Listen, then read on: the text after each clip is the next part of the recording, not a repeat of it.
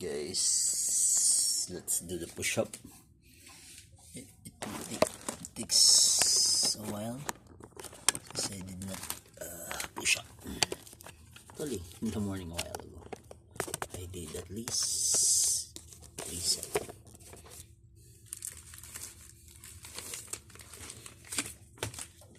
Let's do the push-up, guys. Push up, push up. Okay, 1, 2, 3, 4, 5, 6, 7, 9, 10, 11, 13, 15, 17, 19, 20.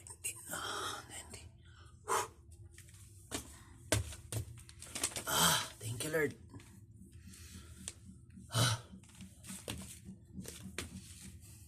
This even push up, it helps. Second set, guys. Second set.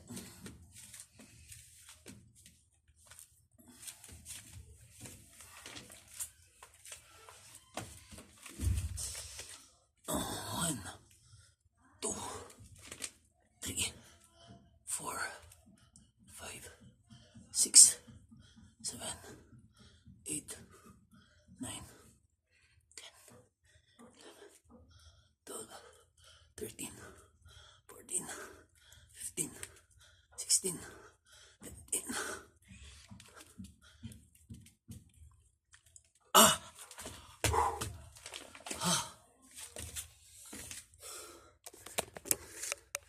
That's how it will be done, guys.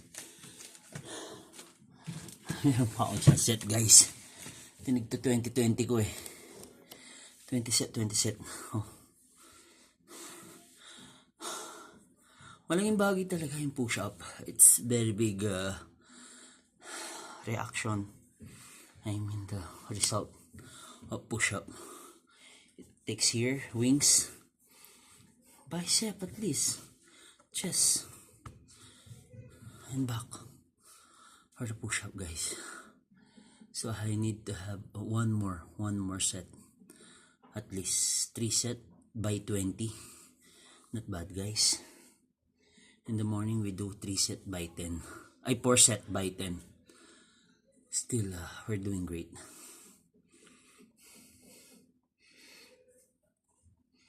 Guys, so let's do this. Let's do this, guys. We have one more set.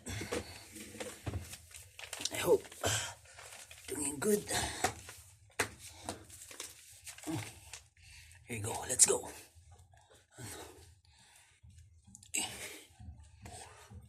5, 6, 9,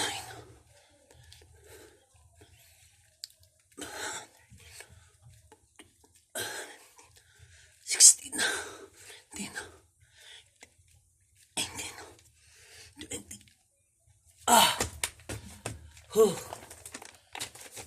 We're done, guys. We're done. Not bad.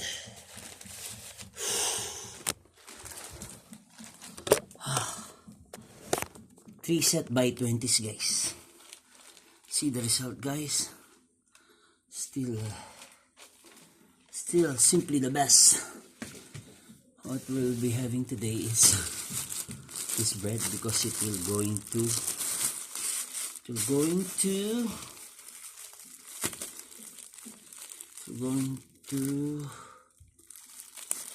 hard. Before it will be hard, you should eat it, guys. You should eat. And I miss this one. This one is really great. It's tasty, but not always. It's unhealthy, guys. And instant noodles, it's unhealthy. Don't eat always, like once in a week or once in a month. Why not? Or twice in a month. just for cravings, guys. Anything else? I think I can do this also. Peanut butter or this one, hazelnut chocolate. Why not? Now the time here is like 11. We can do tea with milk or just plain tea. Why not? Still good. What else? There's a lot of things to eat. We can do Energen. You should have a nice meal actually, guys. Also have cupcake strawberry, croissant strawberry. We have some in can here. We can do this one as well for bread with the egg. Why not? We can do that. But for now, I think that's enough. God bless everyone, guys. This is the result of just push up. Just push up, guys. Push up. So, do the stretching, the one I told you, jumping jack, pull-ups, and other things. Have a great day, guys. Have a great day and God bless everyone. Thank you.